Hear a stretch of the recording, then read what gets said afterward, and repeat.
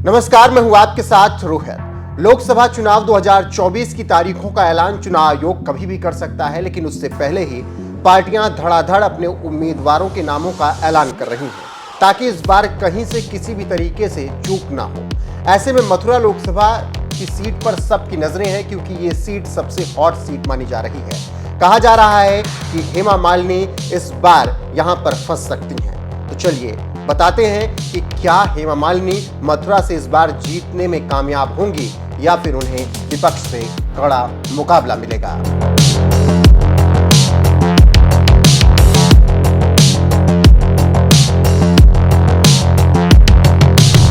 दरअसल मथुरा की लोकसभा सीट को लेकर काफी हल्ला है और कहा जा रहा है कि इस बार इस सीट पर लड़ाई तगड़ी होने वाली है। गठबंधन में आने से पहले इस सीट पर दावा रालोद ने किया था और इंडिया गठबंधन में ये सीट मिली भी थी, लेकिन अचानक समय बदला और रालोद एनडीए में शामिल हो गई और अब इस सीट पर बीजेपी ने अपना उम्मीदवार घोषित कर दिया है और लगातार 2 बार की विजेता हेमा मालिनी एक बार फिर से अब हैट्रिक लगाने के लिए यहां से दम भर रही हैं।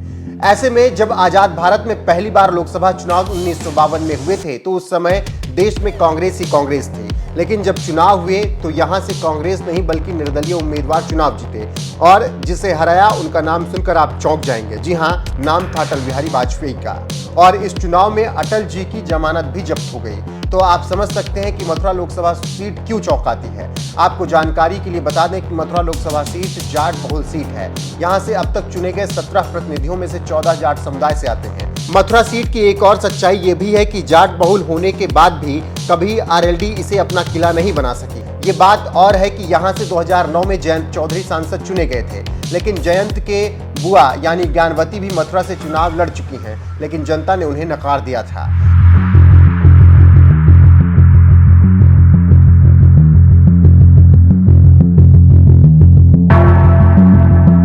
मथुरा लोकसभा के चुनाव के बारे में बात करें तो 1962, 67 और 1971 में कांग्रेस लगातार जीती।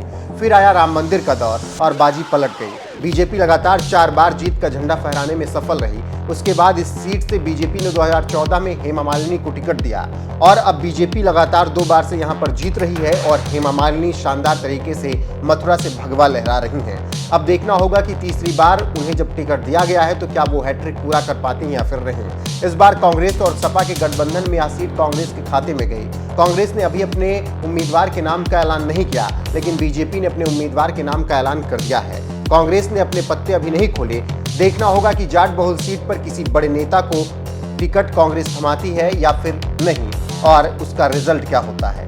फिलहाल इस बार एनडीए की तरफ से हेमा मालिनी है तो इंडिया गठबंधन की तरफ से अभी नाम का ऐलान होना बाकी है। फिलहाल देखना होगा कि अब की मथुरा से कौन जीत दर्ज करता है। क्या हेमा मालिनी हैट्रिक लगाने में कामयाब होती हैं या फिर इंडिया गठबंधन की तरफ से कांग्रेस के उम्मीदवार को यहां पर जीत मिलती है या फिर कोई और बाजी मारता है।